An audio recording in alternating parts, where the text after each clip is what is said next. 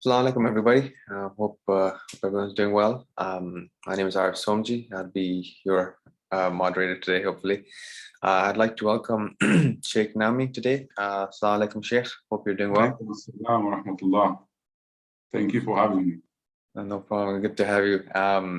We'll be discussing Hussaini rituals, part 1, and I'll start off by asking a few questions, and then we'll open up the floor for any questions from the public.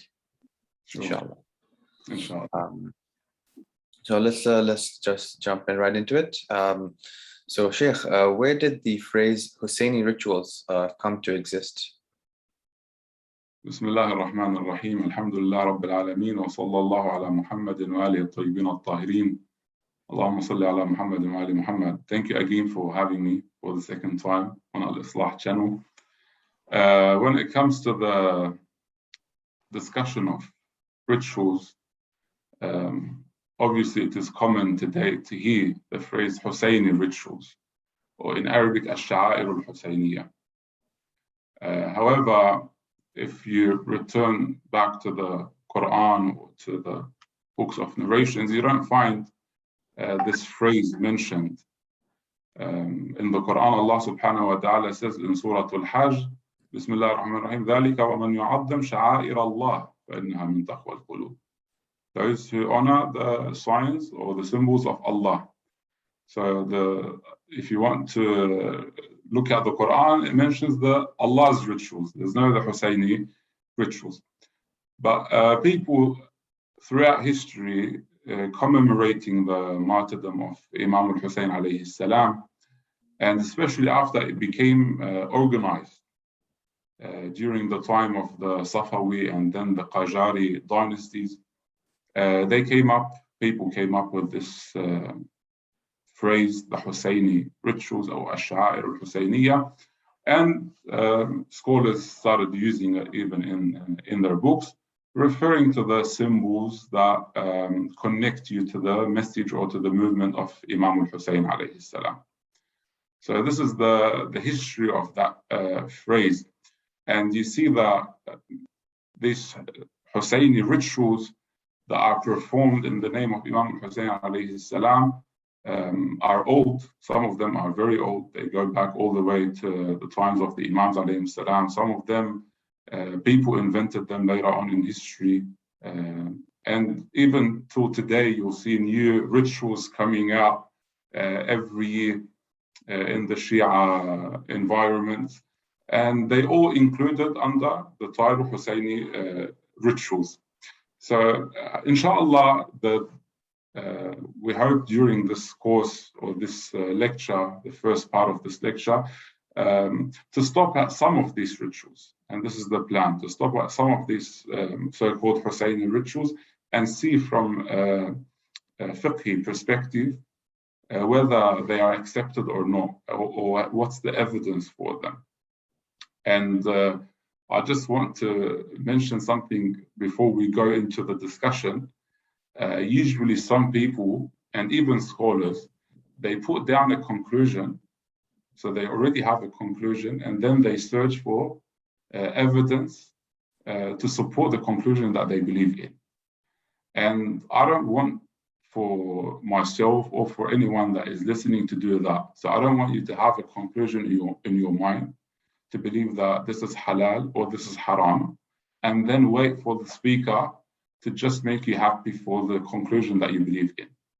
But rather, and this is the approach that I took in this research about the Hussaini rituals, is to follow the dalil or the evidence step by step and to see where we reach, whether we reach that something is mubah, something is haram, or something is halal, or even wajib.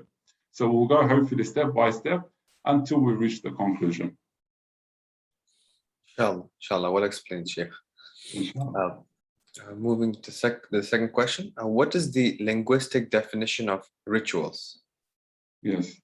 So when it comes to religious discussions in general, whenever you want to speak about any topic, usually you start by, or you're supposed to start by defining the meaning of this concept that you want to speak about. And when you want to define something, you define it first linguistically, to see from a linguistic perspective, what does it mean? What people understand from this word when it's used? So it's important to define and to accept or to agree on a definition for the term that we want to speak or the concept that we want to speak about.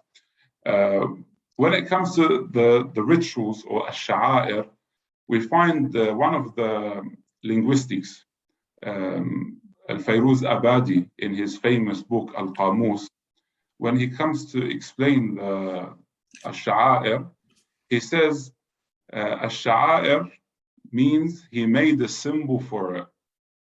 And the symbols of Hajj is the manasik, which is the sign. So he defines the sha'air as a symbol or a sign. And this is something that we find accepted by other linguistics, such as Al-Farahidi and Ibn Firas, and most of the linguistics, Arabian linguistics, they define ash-sha'air or the rituals as a symbol or a sign referring to something. It's interesting when we look at the definitions of the linguistics from, let's say, Al-Fayruz Abadi in Al-Qamus or Ibn Firas or Al-Farahidi, we find that after defining the term linguistically, they say it's a sign, then we find that they mention that it's a symbol for Hajj, right? Or it's a sign for Hajj. Now, this has nothing to do with the linguistic aspect of the word, but it shows the religious background of these scholars, linguistic scholars. It shows that they are Muslims. So the first thing that came to their mind after defining it linguistically is the use or the way it was used in the Quran referring to Hajj, because it was used as sha'air. ذلك ومن يعظم شعائر الله فإنها من تقوى القلوب. It was used to refer to Hajj. So they included it in the definition, right? But linguistically, there's no need to add that part, that it's a sign for Hajj. Same with Al-Farahidi when he added that it's a sign that indicates the religion of God. This has nothing to do with the linguistic definition, but it shows the mentality, the religious mentality that they have. So briefly, a sha'air or the rituals, it's a symbol or a sign referring to something, indicating something. Mm-hmm. That's good to know. That's a good one. Next question. What does symbolic rituals refer to from a religious aspect? Interesting. So see, with each term, it's good to start linguistically to define it and then to look religiously what it means. Okay. Sometimes religion defines to us a certain term. Sometimes it doesn't define it to us. Okay.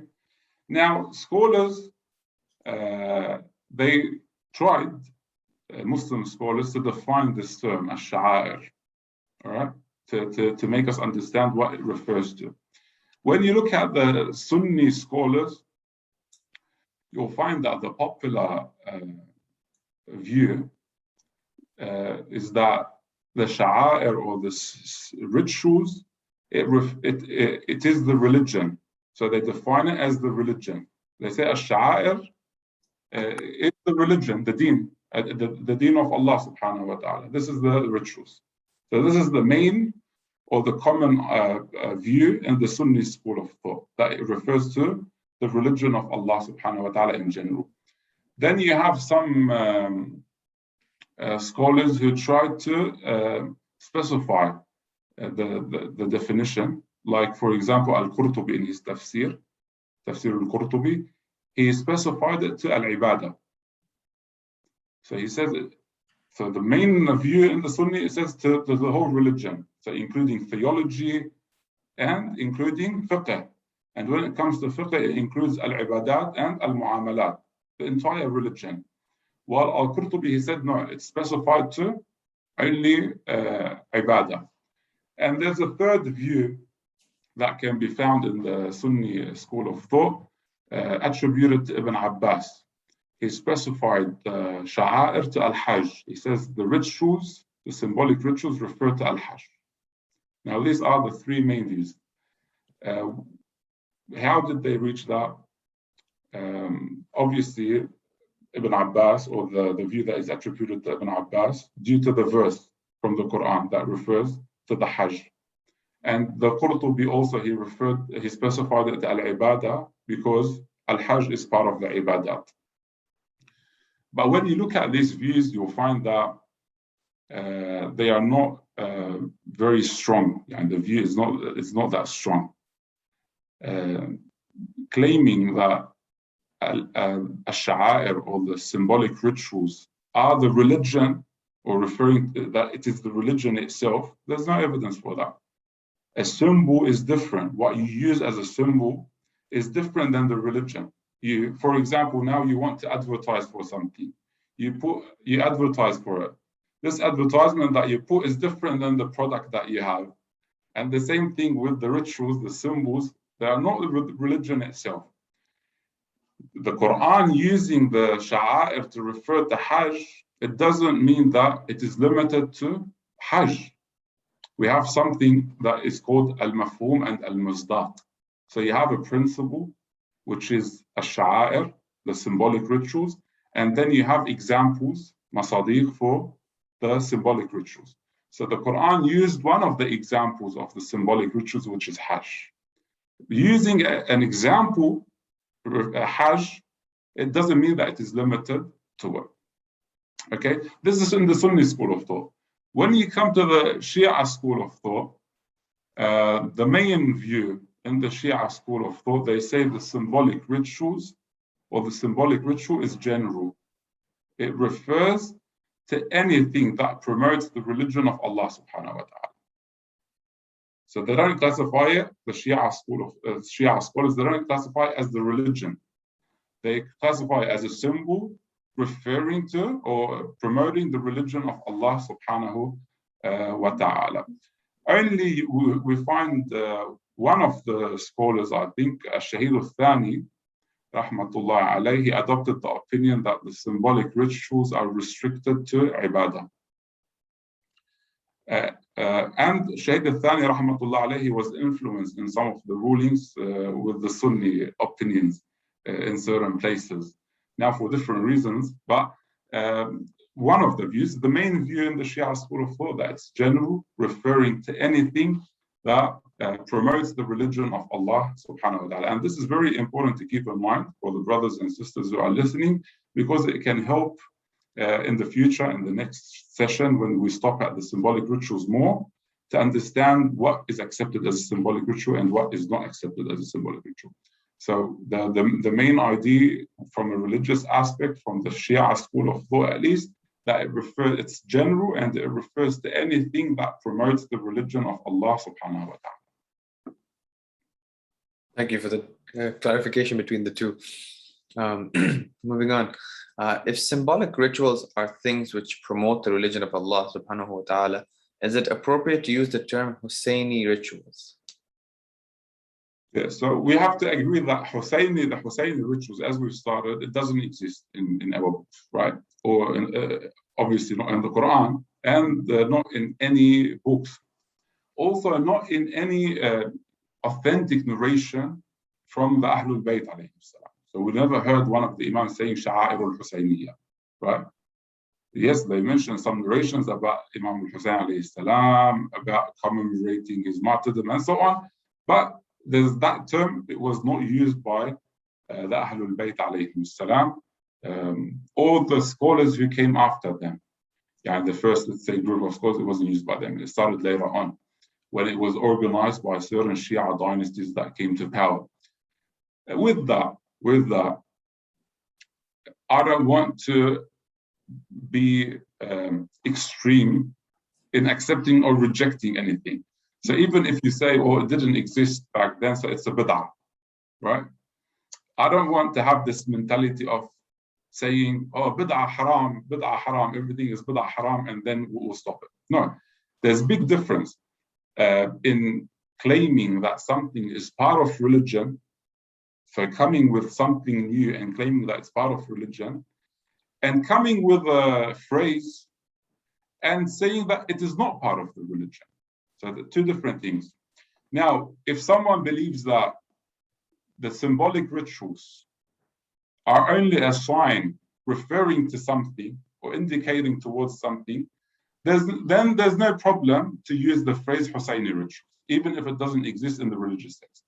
Same as I can say, for example, this session that we have now, all my lectures in general are Nami rituals. So I'll call it Ash-Sha'air al-Namiya, for example. It's fine. It's a symbol or a sign that refers to me and my views. There's no problem in that. It's not part of the religion, okay? And in usul, they say, لا مشاحة في الاصطلاح, which means that there's no restrictions when it comes to terminologies. You can use any term that you want. The problem is when you come and claim that it's part of religion. Mm-hmm. If you claim that it's part of religion and it's a religious matter and it must be limited to religion, then yes, it's a bid'ah and it should be rejected. So we have to stop and see, to see whether it's accepted or not, to see if the person classifies this phrase or this action that as Sha'air al-Hussaini as part of the religion, or no, as something, as a symbol or a sign referring to the movement of Imam al-Hussain alayhi salam. Then there's no problem in that. That's good to know. So one of the common practices by some Shia, which is classified as a Hussaini ritual, is self-flagellation or tatbir. What is the origin of this ritual? Yeah, so that's one of the most, I think, sensitive rituals today, right? And inshallah, in this session, we'll just start with an introduction for it. And hopefully in the next session, we'll go more in depth. So inshallah, I'll ask the respected brothers and sisters to be patient with me in regards to this topic, because it needs to be discussed properly and to do justice to it, right? And this is something that also I've seen from both sides, to be honest, from both sides, from those who are pro-tatbir or anti-tatbir. Both sides, sometimes they use their emotions, right, in either supporting or rejecting, without actually giving themselves the time to study this topic properly and to look at the evidence properly to see how where to reach, what conclusion to reach. So it's based on emotional reactions most of the time, and not an intellectual discussion, especially on social media. So as the topic of tatbir or qama zani or something that's called in certain languages, right? Am I saying it right properly? Qama zani or something, the term? I'm not too familiar myself. But you're not good. That's good to know. You're not familiar with it. So the Arabic word for it is tatbir, or hitting the head, self-flagellation. Now, you can find many views in the books of the Shia scholars referring to the origin of this action. So some of them, like Shahid al-Mutahhari rahmatullah alayh, he says that this action, it came from the Orthodox Christians of the Caucasus. The Caucasus is a region in Europe. Today includes Armenia, Georgia, Azerbaijan, part of Russia. Okay, so he says that it came, this practice of self-flagellation or tatbir, it entered to the Shia school of thought from the Orthodox Christians of Al-Caucasus. Then you have Dr. Ali Shari'ati, rahmatullah alayh, in his interesting book, At-Tashayyu' al-Safawi and At-Tashayyu' al-Alawi, he puts a time frame for this practice of tatbir. He says it entered through the Christians of the Caucasus during the time of the Safawi dynasty. Okay, so during the time of the Safawis, they were in power in Iran from the 1501 till 1736. They were in power. So that's the first view, if you want. Shahid al-Mutahhari, rahmatullah alayh, that it came from the Christians of the Caucasus. And Dr. Shariati, he put down a frame for it, which is the Safawi dynasty. Then you have another view for one of the current scholars, Sheikh Haydar Hubballah. May Allah subhanahu wa ta'ala prolong his life. Sheikh Haydar Hubballah, he says that the practice of tadbir, or this action of tadbir, started during the Qajari dynasty. The Qajari dynasty, they came to power in Iran in 1789 and 1925. So after the Safawis.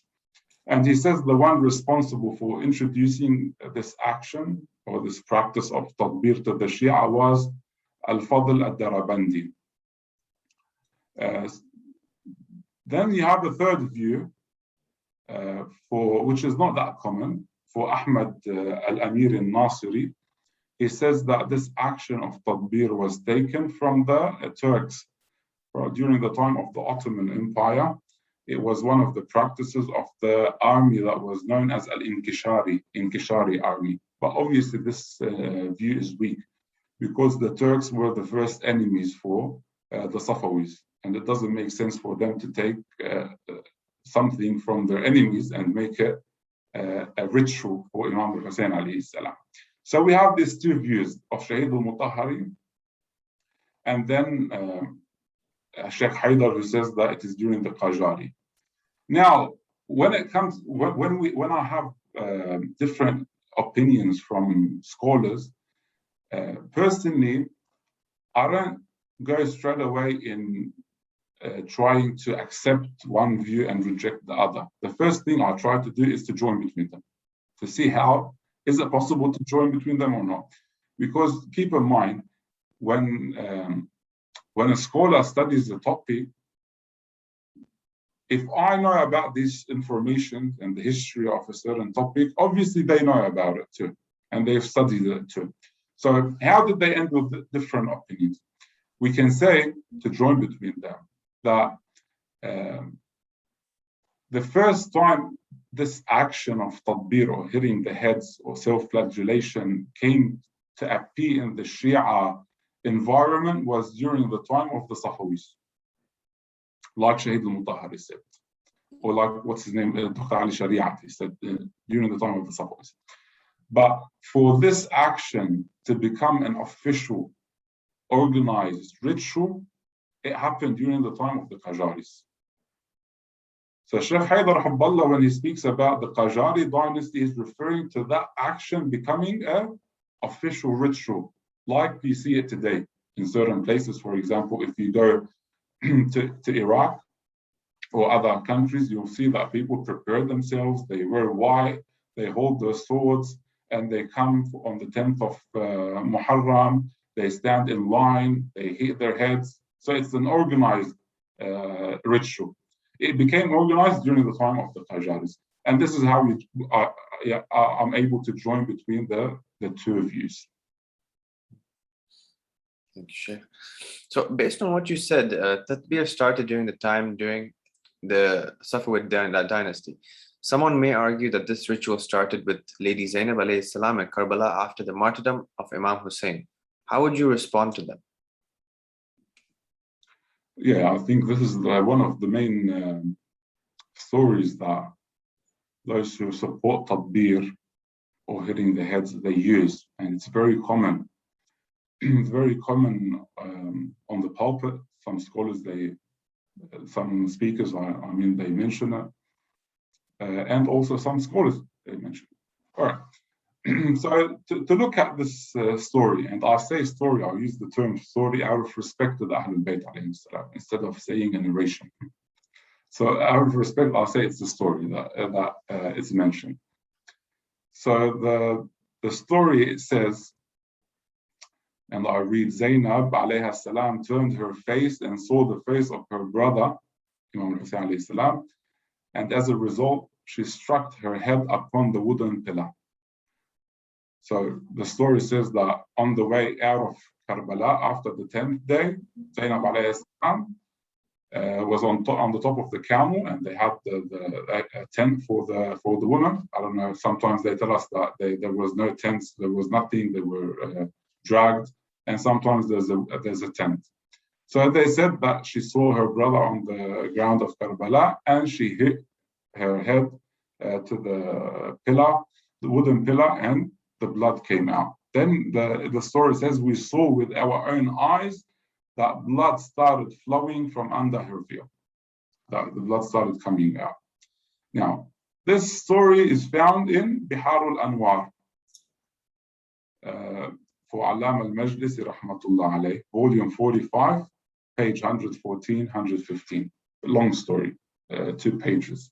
So this is the summary of it. All right. Al-Allama al-Majlisi rahmatullah alayh, he mentions at the beginning of the story, he says in Bihar al-Anwar, I found in some of the reliable books narrated in disconnected fashion, mursal, from Muslim al-Jassas that he said. Okay? So this is the chain. It says from a reliable book and with a mursal, disconnected fashion. Now, to accept this narration from a fiqhi perspective is problematic. It can't be accepted for 2 reasons. And I'm sure the brothers and the sisters, they would know why. So we shouldn't, there's no need to go in depth and explain why. So briefly, I say, number 1, Al-Majlisi, he says, I found it in a reliable book. What is this book? We don't know. What's the name of the book? We don't know. The author of this book, we don't know. So we don't know anything about that book. And scholars today, most of them, they agree that what Al-Majlisi classifies as reliable, Al-Allama Majlisi rahmatullah alayhi classifies as reliable, it doesn't mean that it is accepted or reliable based on the methods that the scholars follow today. So we can't accept the claim that it is reliable just because he said that he found it in a book, although with all due respect, obviously, and personally, I like to keep respect to all the scholars, whether I agree or I don't agree with them, but I always show respect. If someone is dead, I say rahmatullah alayh. If someone is alive, I say may Allah prolong his life, no matter who they are. So we can't accept that it is reliable just because he said it is reliable. The second problem, the narration or the story, as Al-Allama al-Majlisi rahmatullah alayh said, it's narrated through disconnected fashion, mursal. So there's no complete chain for it, which means that it can't be accepted in fiqh. Now in history, and here comes the little game that some people play. They say, okay, we can't accept it in fiqh, but in history we don't have to accept only to restrict ourselves to the authentic stories. We can accept something that is weak, and then they come with 10,000 loopholes to authenticate something, right? But this story, it doesn't even reach the tawatur in history to be accepted historically. And even if we want to accept, for an argument's sake, that it can be accepted historically, we say that this action that was performed by Sayyidah Zainab alayhi salam, although personally I don't accept it, but if for an argument's sake we say that we accept it, this action that was performed by Sayyidah Zainab alayhi salam was unintentional. So it wasn't something that she prepared herself to do. It's an emotional, unintentional reaction that she did. While tadbir, the way it is practiced today, it's not something that is unintentional. No, they have the intention of doing this action. So you can't come and compare something that happened as an emotional, unintentional reaction to something that is intentional and is prepared. There's 2 different things. It can't be said that this is the origin of tadbir. So this is briefly why we don't accept this narration, although some scholars, they say it's reliable based on what Al-Majlisi rahmatullah alayh claimed. So, is it true that Imam Zain al-Abidin alayhi salam hit his head on the wall and blood came out? This is another story that also we hear. Although the first one about Sayyidah Zainab alayhi salam is more common, but this is something that we also hear sometimes. especially on the minbar, to make people cry. We come up with stories. They tell you it's mentioned in a book. Yes, it's mentioned in a book. I can get you some books and you'll see wonders that are mentioned in these books. But it doesn't mean that they accept everything that is mentioned in these books. And it's funny that some people, they argue against the Sunnis. They say, the Sunnis, they believe Sahih al-Bukhari, everything in al-Bukhari is Sahih. And then you find that they find a book on the street written by a kid, and then they take it and they say, it's mentioned in the book, and they start using it on their pulpit. This is a problem. So this story with Imam Zain al-Abidin alayhi salam is found in a book called for Nur al-Tabrasi. Nur al-Tabrasi is also a very interesting scholar, Nur al-Tabrasi, in his work. But I'll leave that without commenting on his work. But his book is called Dar al-Salam فيما يتعلق بالرؤية والمنام. Which means Dar al-Salam, the city of Islam, to what is related to visions and dreams. So the book is about what? Is about visions and dreams. So volume 2, page 200. Nur al-Tabrasi, he mentions this story in a book that is related to dreams, a vision.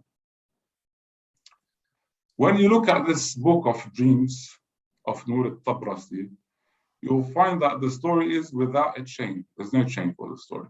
And obviously there's no chain because it's a dream.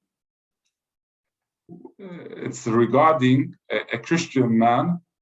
He saw a vision about Imam al-Hussain alayhi salam.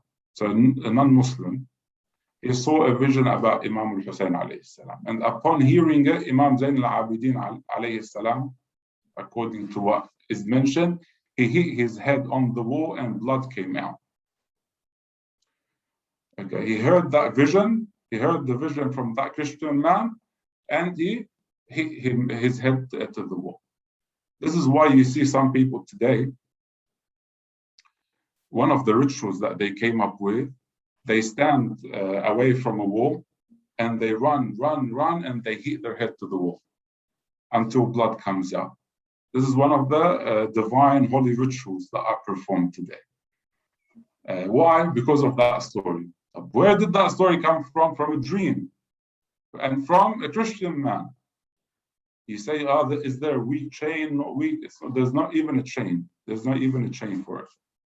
Okay. So this is number one. It can't be accepted. Also, there's no, as I said, there's no source for it. There's no primary source besides what al-Tabrasi mentioned. So it can't be accepted or taken. And most of the scholars, even those who are pro-Tatbir, they don't use this narration. Okay, because it's a joke to say it's a dream and a vision and so on. So this is why we don't accept it. Thank you for that, Sheikh. So some suggest that the ritual of Tatbir started with the tribe of Banu Assad when they heard of the martyrdom of Imam al-Hussain alayhi salam. Is this true? So Banu Assad, obviously they are a famous tribe that lived in Iraq, and you'll find that they are mentioned in the story of Karbala, that they came, they saw the bodies, and they buried the bodies of the martyrs of Karbala. And it's interesting that Banu Assad, they go all the way back to Banu Adnan and all the way back to Ismail and to Ibrahim alayhi salam in their lineage. So the story is, it says that Banu Assad, when they heard of the news of the martyrdom of Imam al-Hussain alayhi salam, they struck their heads with swords and blood came out from their heads. So some people or even scholars, they say this is the origin of Tatbir, not from the Christians of the Caucasus, like Shaheed Mutahari said, or during the time of the Safavis, like Dr. Ali Shariati, or the Qajaris, like Sheikh Haidar said. No, they say no, it started from Banu Assad, straight after Karbala. Now, when we look at this narration, we find that it is found without a chain in a book titled Lam Takun Ridda هو محب الدين الطبري.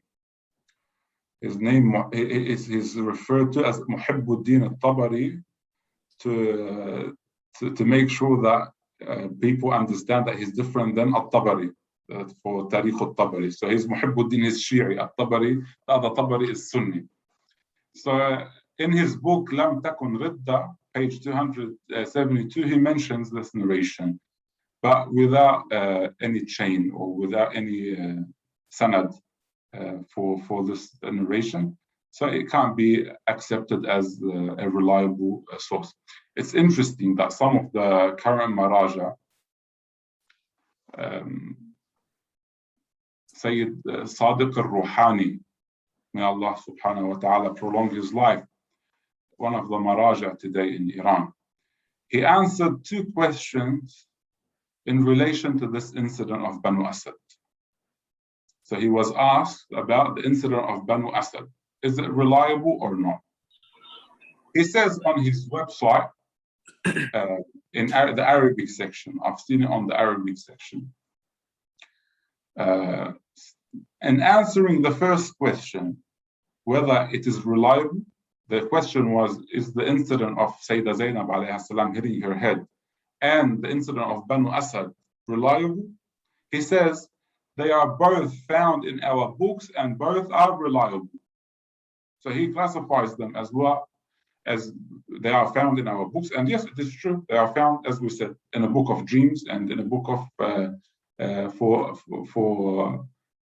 in a book that without a chain. And then he says they are reliable. Reliable based on what? I don't know, on the view of Al-Majlisi.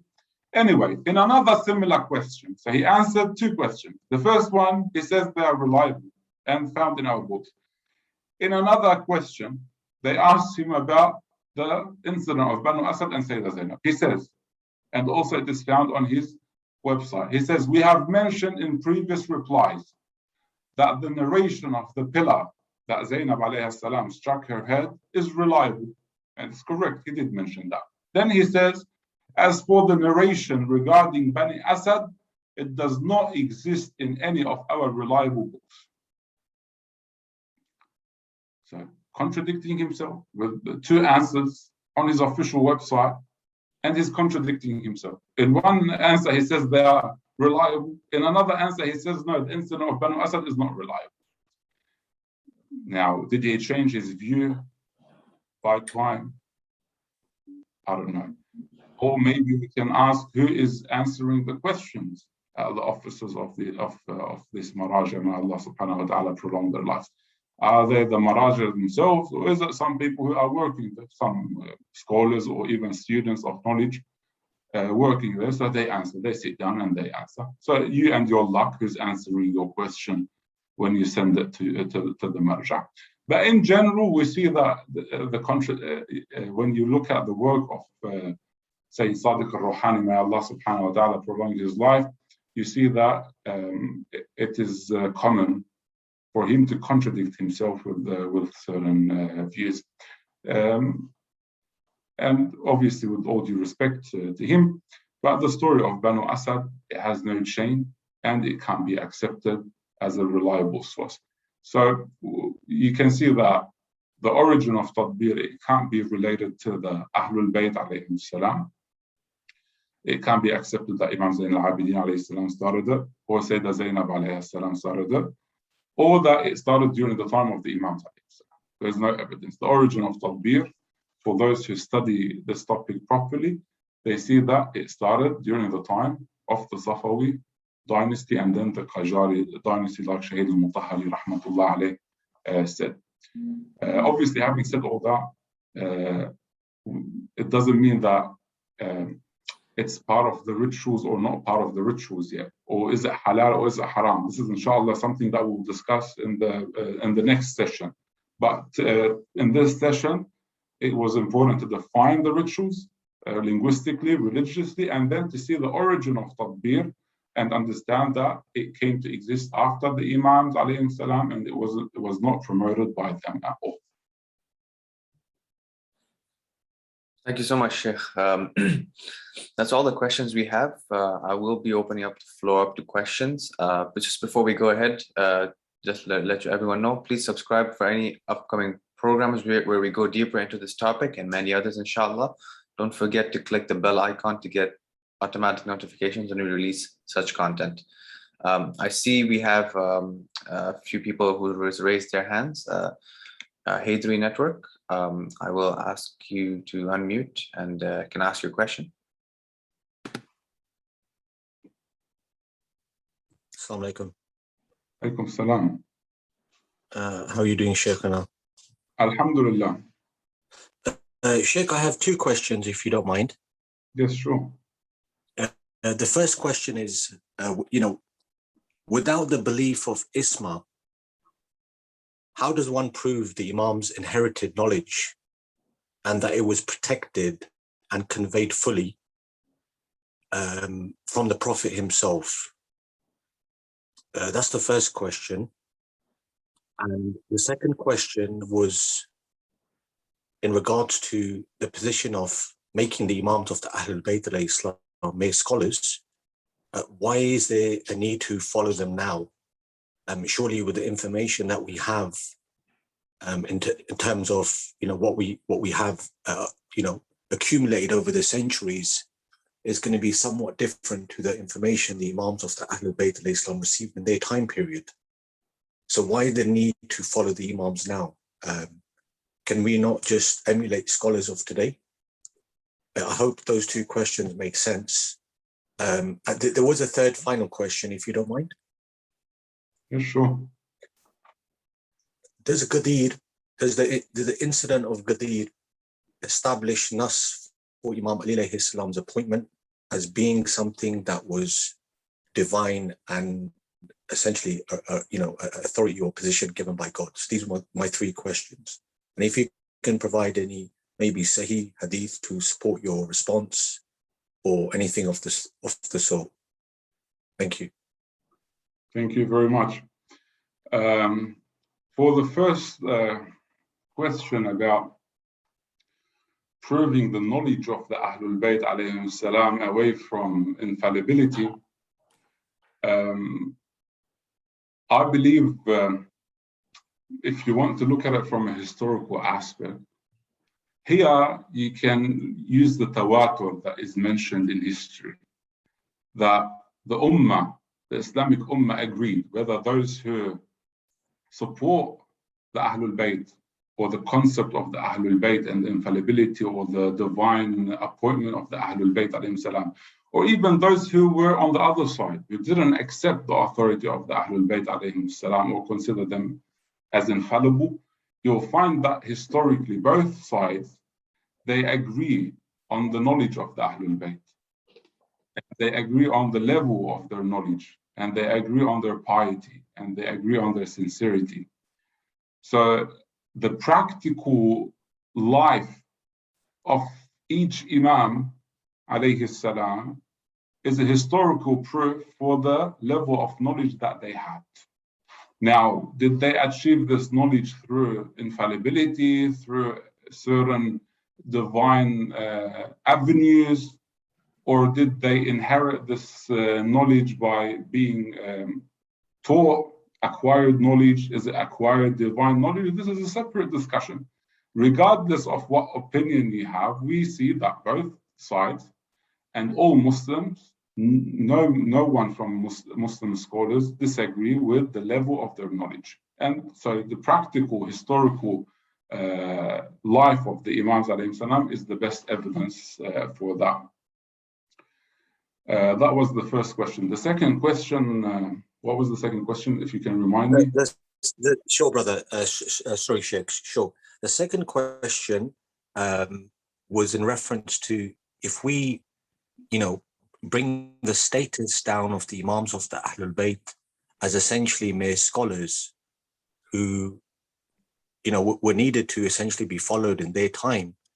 Why the need to follow them now? Because their knowledge, yes, we can essentially benefit from it, no doubt, but wouldn't it make more sense to follow someone now as opposed to the Imams of the Ahlul Bayt alayhi salam, who, their knowledge was of the past. It doesn't benefit us now in the sense that we've got new issues now that we're facing, which the Imams didn't have knowledge of in their time period, or perhaps they did. So why the need to follow the Imams now, especially if they're mere scholars of the community? Okay. Now, if you want to look at this topic in general, as a historical topic, to understand history, you need to study the past. And you need to study the main individuals that made a difference in history. All right. Studying them and learning from their lives. It doesn't mean to follow them. So from a historical aspect, you study the past. You need to study the past to understand history. And for you as a Muslim, to follow this religion, you have the Quran with you. And also you need to find the Sunnah of the Prophet sallallahu alaihi wasallam. Because as Muslim, you have to follow the Quran and also follow the Sunnah of the Prophet sallallahu alaihi wasallam. How to learn the Sunnah of the Prophet or the interpretation of the Quran? You learn it through what you are able to reach from the authentic narrations from those who were around the Prophet sallallahu alaihi wasallam and proved themselves in their knowledge.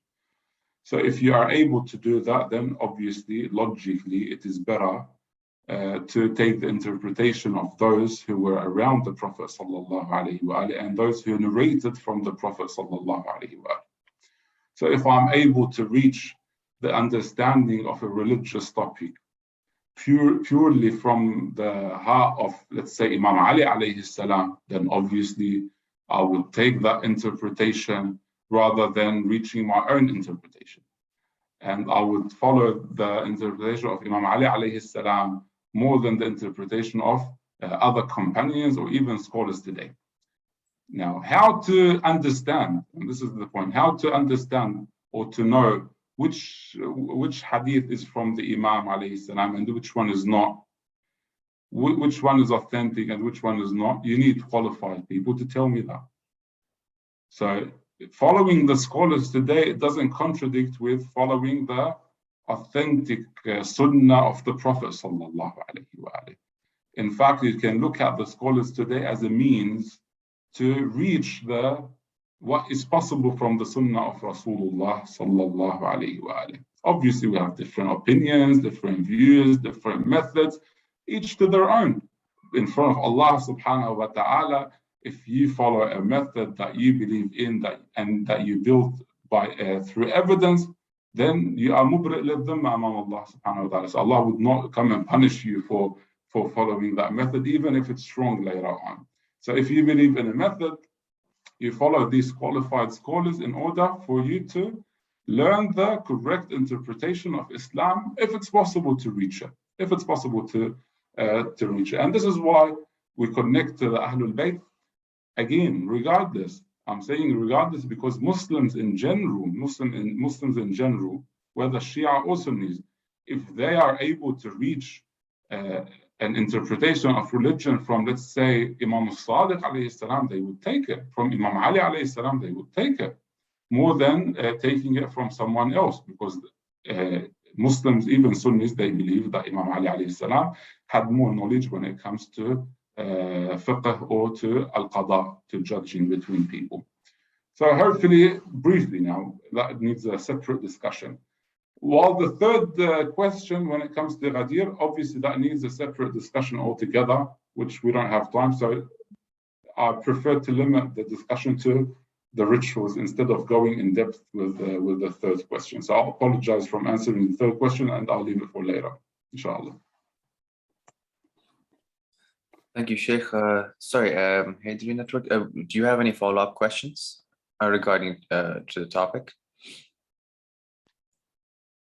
If not, we have Tahara with a raised hand. If you can ask your question.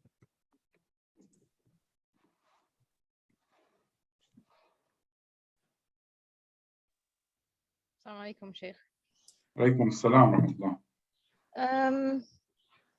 So I believe we have a convention in our madhab about the fact that you can follow, and you did mention it during your talk, that we can follow or at least narrate something that's found in a book.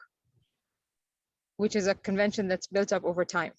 Am I understanding correctly? I don't get the question. Sorry, if you can repeat. Okay, what I'm saying is, can you hear me? Yes, I can. Okay, so we have a convention in our madhab, especially as regards Karbala and stories relating to Karbala, relating to that event, that we can quote or narrate something that we find in a book. Yes. This is a convention that I think that has built up over time, over the last few centuries, right?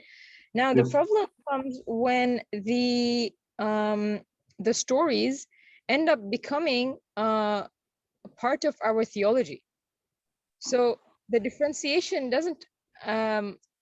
it isn't always narrated as a story, but now the stories and now I think the sheer amount of stories that we have, which are really not reliable, or as you say, weak or whatever, but now they are being used to prove a theology that is perhaps not the theology that original, maybe the sixth Imam or whatever was, the Ja'fari was known for.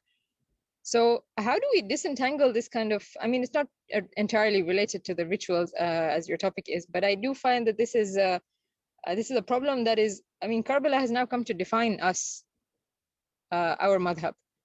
And a lot of what we believe ends up being somehow attributed or somehow built up around the Imams and not necessarily around the original message of the Prophet. Yes. So, yeah. Thank you very much for that question. Look, there's a big difference between history and theology. The whole incident of Karbala is a historical incident, and the story is a historical story. Yes, some of the aspects of the story are related to the Aqidah when it comes to Imam al-Hussain alayhi salam being the Imam. But the details of the story is not a theological topic, it's a historical topic. What happened in Karbala, how many he killed, the details, these are not theological. The problem is when we mix between the two aspects of history and theology. And it is sad that many people and speakers, even with all due respect, they don't have the right foundation when it comes to theology. Because usually we concentrate on fiqh, on jurisprudence, on history, and we don't concentrate much on theology. So, for example, we don't hear much about Tawheed when it comes to our lectures, or Nubuwwah, or Imama, or Mi'ad, these discussions that we have. To accept everything that is found in our books is a problem too, because no scholar, no Shia scholar at least, accept that. We believe that there's only one authentic Sahih book, which is the Quran, right? When it comes to the narrations, to the books of history, we can't accept everything, and it's wrong. It's very wrong from speakers to go on the pulpit or the minbar and just narrate what they find in the books without studying how authentic it is. And here comes the importance of having people who are qualified in understanding what is authentic and what is not authentic, and not based on their emotions. I don't accept or reject anything in religion based on what I believe to be right or wrong. No, based on the method that I must follow when it comes to rijal, when it comes to hadith, when it comes to i'tiqadat, and so on. So we need to filter, and I agree with you, we need to filter many things on our pulpit that is being delivered in order not to make people believe by time in certain things that are made up by fallible people. And just by keep mentioning them, by time they become a divine creed that people think is from God. And that, inshallah, takes time. Hopefully, we can help. It doesn't mean that we have the power to change it completely, but we can help in at least rejecting or speaking out against the wrong things that we see. Thank you, Sheikh. Tahir, do you have any follow-up questions? Thank you. Thank you. That was a good clarification. I just feel that it's, as you said, it's unfortunate that many speakers aren't all qualified, or as you said, in well versed in the basics of religion. Would you have any suggestions? And this is not necessarily a follow-up. Would you have any suggestions on how to actually disentangle this kind of theology from history? I don't know. I always wonder about it myself, and I find, of course, we have to leave history as history, but the problem is that because it's become such a big thing. Now we have, Amal of Banin, and I don't know, Wasila of this person and that person, and it's just becoming bigger and bigger. And I don't know. I find as you said, we don't have this much discussion on Tawheed, on Nubuwa, on Ma'ad, but I do feel that we have a little extra discussion on Imama. It is a problem. It is a big problem. Yes. I have to agree with you, and it's not easy. I spoke about it in my series Reformation in Islam. I spoke about the reason why we ended up with such problems. You see, the pulpit, especially the English Shia pulpit, is dominated by certain cultural and religious groups. And these cultural and religious groups, they only promote storytellers, those who can play on the emotional side of people and bring a crowd. They care about how to bring a crowd, how to make money from the majalis of Imam al-Hussain alayhi salam. Yeah. So if you sit down, and I've tried it, this Muharram, I gave a series of lectures about prophethood in Islam. Half of the people didn't even listen to me when I was talking. Right? They fell asleep. Someone sent me a message. He said, "What are you talking about? Why we don't care about prophethood?" People are more interested in the emotional topics, right? They don't like to hear, many people, the academic or the proper lectures being delivered. So you face this problem as a speaker or a scholar. If you are seeking to build a crowd, you can't build a crowd by presenting proper lectures. You have to be a storyteller. If you're trying to receive a big amount of money at the end of your lectures or program, also you need to work on the emotional side, because people will get bored and you won't get a crowd. So it's very sensitive. And also, it's not limited to the speakers. To solve this problem, you have to go all the way to the top, to the scholars, and to the main scholars of the Shia school of thought. Our Maraja, may Allah subhanahu wa ta'ala prolong their lives. I'll mention to you the story to show you how dangerous it is. They say once a group of people came from, let's call it from India. They went to one of the Maraja. They said to him, now obviously before people take it seriously, this is just an example, okay? So no one tell me where's the evidence or do you have an authentic evidence for it? It's just a story, all right? We have to become storytellers sometimes to get people engaged. So they went to that Marja and they said to him, some people in India, they take a horse on the 10th day of Ashura, and they show respect to that horse, believing that it's a Sayyid from the lineage of Dhul Janah, the horse of Imam al-Hussain alayhi salam. And they start wiping themselves with this horse and classifying it as a Sayyid. So obviously this Marja, he said that this is wrong, this is bid'ah, an innovation in religion. You're disrespecting even the Ahlul Bayt by saying this. So they took his fatwa and went back.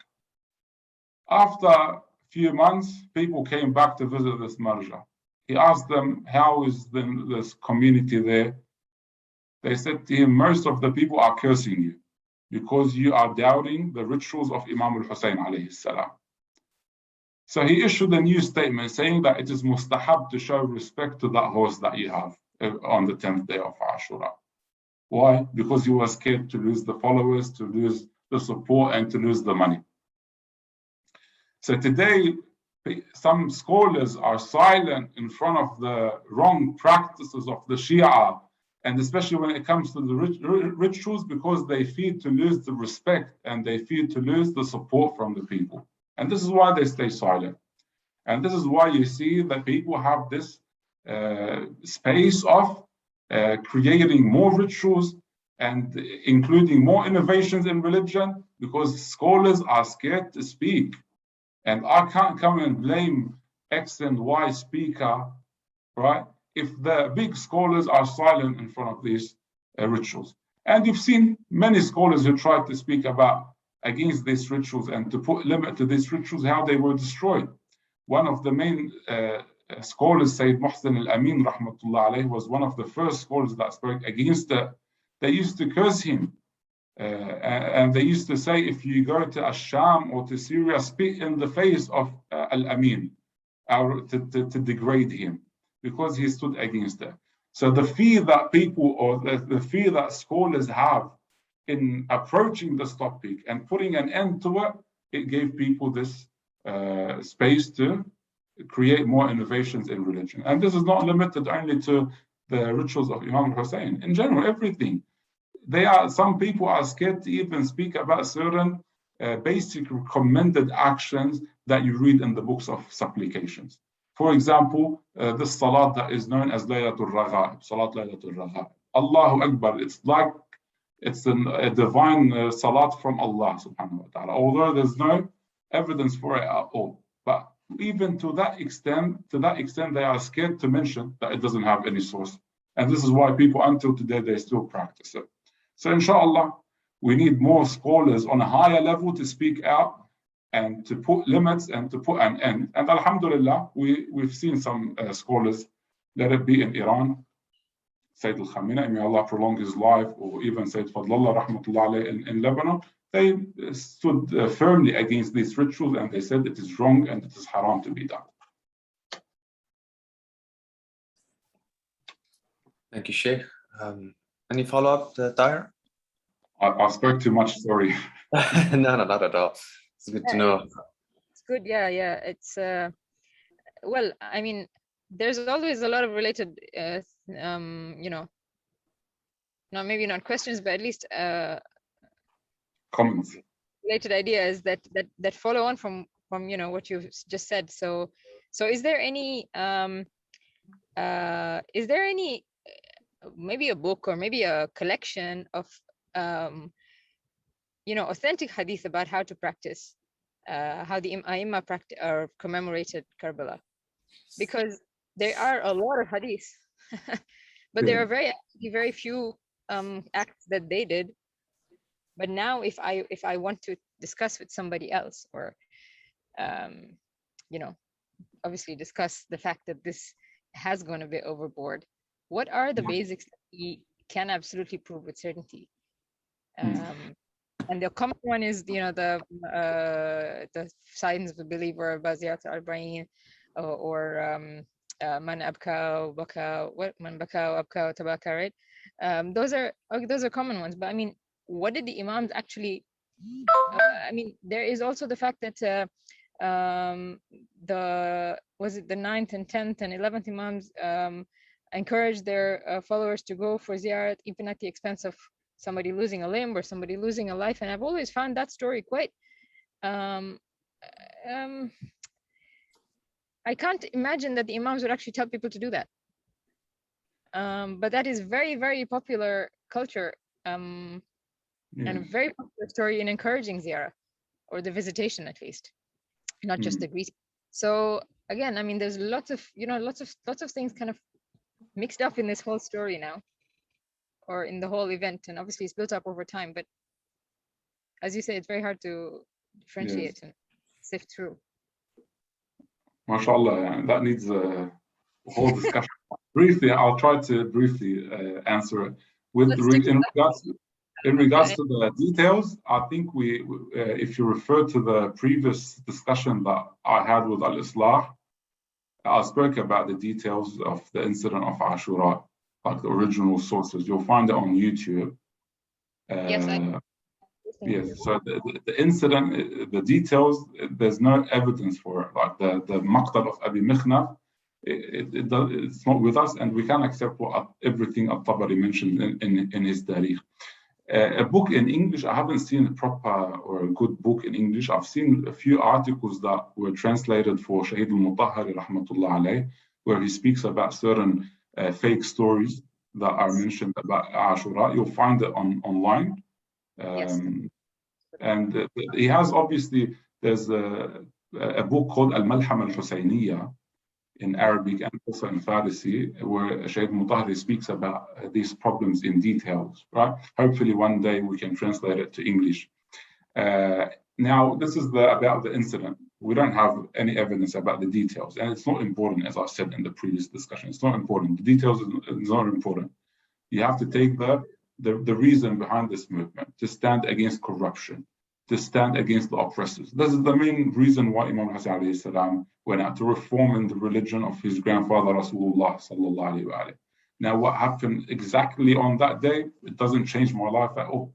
What changes my life is the lessons that I take from the movement of Imam Hussain alayhi salam, to stand against the oppressors, to try to reform, to try to stand against the wrong things, right? This is what helps me in my life. When it comes to the ziyarah, maybe in the next session we'll speak more about it.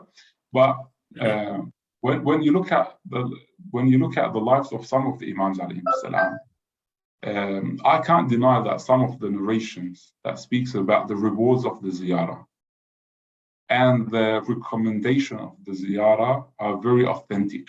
They are authentic. But I look at the environment that these narrations were said in. This is very important. Keep in mind, whenever you want to study any religious topic, don't look only at how authentic the chain is and that's it. Look at the environment that it was said in. When you look at the environment of these narrations, you'll find that the ziyarah from the Shia, it was used as a political movement against the authority back then. So it was the only way for the Imams alayhi salam to take a stance against the government. So as an opposition party, that was the only way for them to stand against the authority. And this is why you find all these rewards mentioned about the ziyarah. If you walk 1 step, 2 steps, 3 steps, you get so and so rewards. Because it was classified as a type of jihad, right? And when it's classified as a type of jihad, fighting against the oppressors, then yes, there's thousands of rewards in it. However, you can't come and compare the ziyarah that was practiced during the time of the Imams alayhi salam as a political movement to the ziyarah that is being practiced today. Today, people are going to ziyarah, traveling, walking, and then going back home. Taking photos, taking selfies, putting it on social media. My master called me, and then they put it on social media, and they go back to their normal life. Nothing changed. They don't change anything, not on a personal level or on a political level. I can't come and say this ziyarah is similar to the ziyarah that was practiced during the times of the Imams alayhi salam. Yes, if the ziyarah or the movement of Abi Abdullah alayhi salam, it helps you in changing yourself to the better, and in changing your environment and your community to the better, in reforming what is wrong and in guiding people to the truth, then there's a reward in it. Other than that, there's no reward in it at all. So inshallah, I was able to answer briefly. Thank you, Sheikh. Just a reminder that if anyone has a question, they can raise their hand or send it in the chat section. Sheikh, I actually had a question myself, just curious.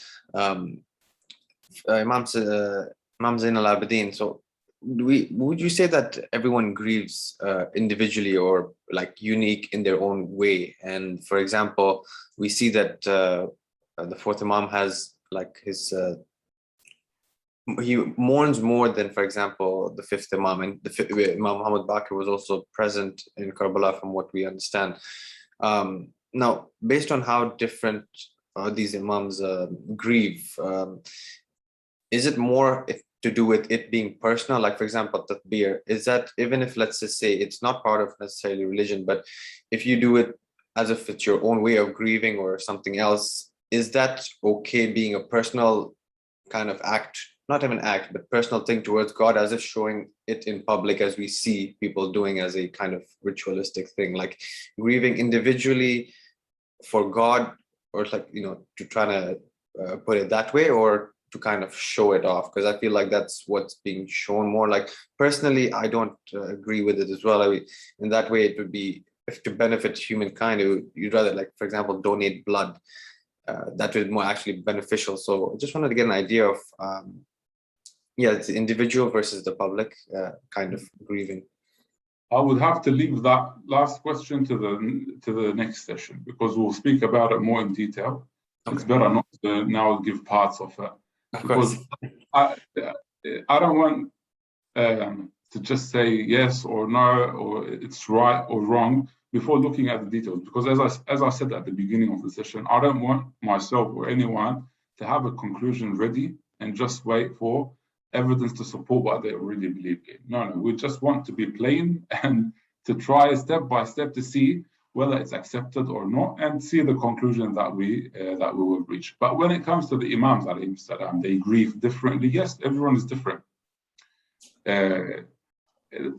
Expressing your emotions, it differs from one person to another. In the same house, you express yourself different than your siblings. Now, being Imams, alayhim salam, it doesn't mean that they have to act in the same way, or they express themselves in the same way. Not at all. Even if you look, for example, at Imam al-Hasan and Imam al-Hussain alayhim salam. You see, Imam al-Hasan had a certain qualities, and Imam al-Hussain alayhi salam had different qualities. Right? Imam Zainab alayhi salam is known as al-Bakka, someone that used to cry a lot, like Nuh alayhi salam.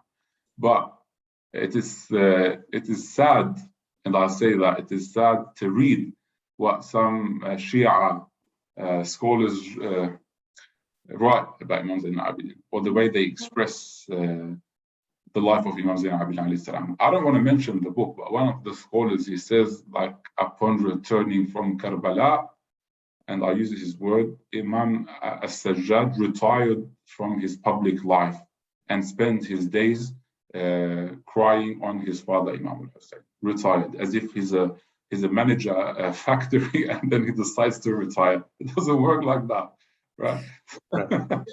And to say that he spent his days crying, you claim that he's an Imam appointed by Allah subhanahu wa ta'ala, and he's there to guide people, and he has all this knowledge, and then he told me he retired and sat at home crying. Then he didn't fulfill his obligation in front of Allah subhanahu wa ta'ala. So you're putting the Imam and you're degrading the Imam down just by using this emotional side. Okay? Yes, he used to obviously show the emotional side, especially being someone that attended Karbala and saw what happened in Karbala. So obviously he will grieve more than the rest of the Imams, because it happened during his time and he was present there. Right? But it doesn't mean that he neglected his social life, or he neglected his obligation in front of Allah in guiding people. After Karbala, people didn't know how to pray and fast, many Shia. And Imam Zain al-Abidin alayhi salam was the one that built the foundation for the rest of the Imams to continue after him.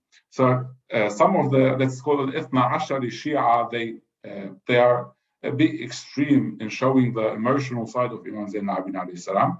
Then you have on the other side some Shia who are also extreme in trying to show the bravery of Imam Zain al-Abidin alayhi salam.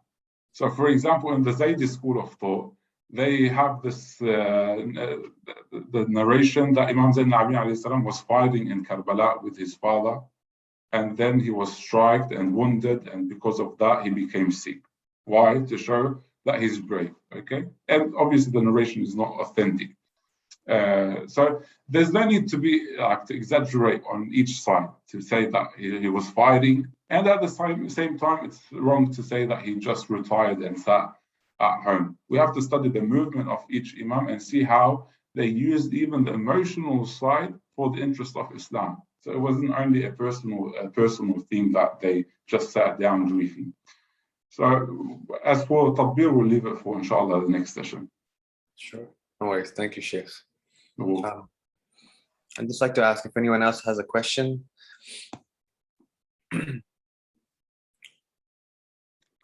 Otherwise, we can wind it up if there's no more questions. I'd just like to let everyone know to subscribe to the upcoming program where we go deeper into this topic and many other exciting ones. Don't forget to click the bell icon to get automatic notifications.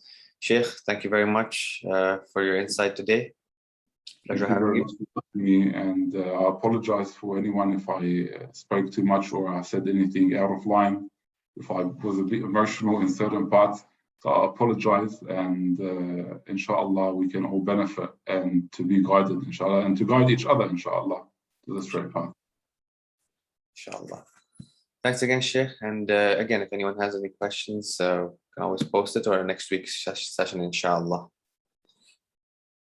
Inshallah. Thank you for watching. Please consider subscribing. Also click the bell icon and choose the all option to get notified for upcoming videos automatically.